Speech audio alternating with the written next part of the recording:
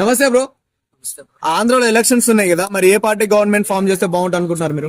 Compulsory TDP. ఎందుకు TDP అనుకుంటున్నారు? అడగను బ్రో. ప్రస్తుతానికి జాబ్స్ గట్రా ఏం లేవు కదా బ్రో. చంద్రబాబు నాయుడు అంటే ఇప్పుడు జాబ్స్ తీసుకురావాలి, ఎట్లా డెవలప్ చేయాలి అదే ఆలోచిస్తారు.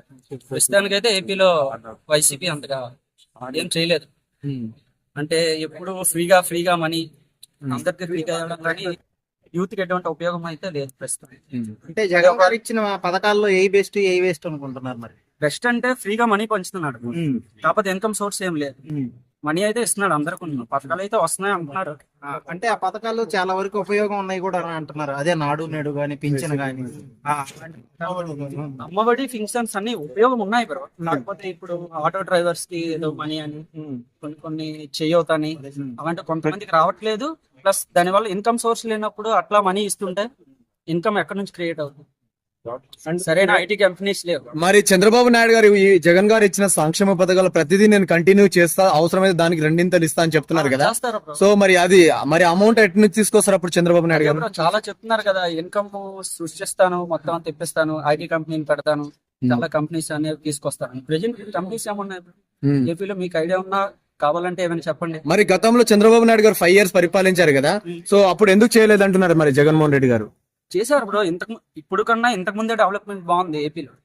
ప్రెజెంట్ కన్నా ఇప్పుడు వైఎస్ఆర్ సిపి కన్నా చంద్రబాబు ఉన్నప్పుడే చాలా బాగుంది ప్రెజెంట్ సిచ్యువేషన్. మరి జగన్ గారు ఏమంటున్నారంటే మంచి పరిపాలించి ఉంటే మరి 23 సీట్లు ఎందుకు ఇచ్చారు పబ్లిక్ అంటున్నారు కదా. అవును బ్రో, అంటే కొత్తగా వచ్చారు, సింపతి వర్కౌట్ అయింది, చాలా ఇష్యూస్ జరిగాయి, అందరికీ తెలిసిందే. దానివల్ల కొంచెం ప్లస్ పాయింట్ అయింది. కొత్తదనం కోరుకుంటారు కదా ప్రతిసారి.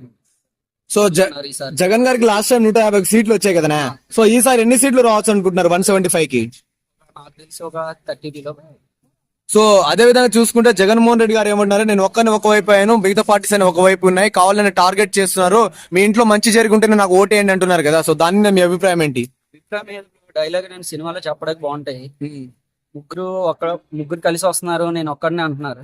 అక్కడ పీకేదేం ఉండదు నాకు తెలిసి. అయితే కంపల్సరిగా బీజేపీ, టీడీపీ, జనసేన కంపల్సరీ. ఒకవేళ ఈ 3 పార్టీలు కూటమి గవర్నమెంట్ ఫామ్ చేస్తే నెక్స్ట్ ఆంధ్ర రాష్ట్ర డెవలప్మెంట్స్ కానీ, రాజధాని డెవలప్మెంట్స్ కానీ, ఉద్యోగ అవకాశాలు కానీ, సో ఎలా ఉండబోతుంది అనుకుంటున్నారు మీరు? కంపల్సరీ ఇప్పుడు మన వైజాగ్ ఉంది, వైజాగ్ అయితే విశాఖపట్నం అయితే చాలా డెవలప్ అయింది, అది అందరికీ తెలిసిందే. మన రాజధాని తెలిసిందే, అమరావతి కూడా చాలా డెవలప్ చేస్తారు. అంతకన్నా ఇంకేం కావాలి బ్రో? ఇప్పుడు పవన్ కళ్యాణ్ గారు పిఠాపురం నుంచి పోటీ చేస్తున్నారు కదా, లాస్ట్ టైం ఓడిపోయారు 2 చోట్ల, మరి ఈసారన్నా గెలిచే అవకాశం ఉంది? Compulsory bro, 100%. మరి 24 సీట్లే ఇవ్వటం వల్ల 21 2 తగ్గినాయి, 24 సీట్లు 21 బ్రో తగ్గినాయి, 3 తగ్గినాయి బ్రో. అదే రీసెంట్ గా తగ్గే కొన్ని 21 గెలిచినా అంతకన్నా హ్యాపీనెస్. మొత్తం అంతా తీసుకొని ఇప్పుడు జగన్మోహన్ రెడ్డి లాగా మొత్తం ఆయన 30 కూడా రావు ప్రెజెంట్. అందరూ అదే మాట అనుకుంటున్నారు, 30 కూడా సీట్లు రావనేసి.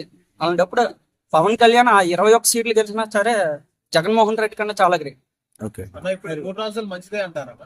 మంచిదే అంటే మంచిది కాదన్న. 3 ఒకటే డెవలప్ చేయలేనప్పుడు 3 ఎట్లా డెవలప్ చేస్తారు? ఒకసారి ఆలోచించండి. అది మంచిదే, ఒకటే లేదు ప్రస్తుతానికి, ఇంకో 3 అంట. ఓవరాల్ గా ఒక మాట నెక్స్ట్ ఎవరు అనుకుంటున్నారు? చంద్రబాబు నాయుడు కంపల్సరీ.